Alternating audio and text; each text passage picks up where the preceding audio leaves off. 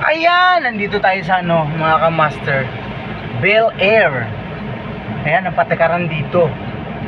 Ayan, kailangan pag nasa kanto ka, mag full stop ka bago ka umabante kasi merong violation na 1,000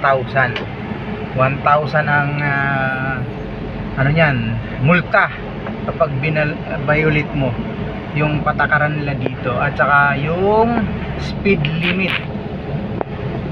Ano, Bel Air Makati, mga kamaster, para sa mga hindi sanay at baguhan lang sa Makati, no, sa mga subdivision dito, sa mga exclusive subdivision dito sa Makati.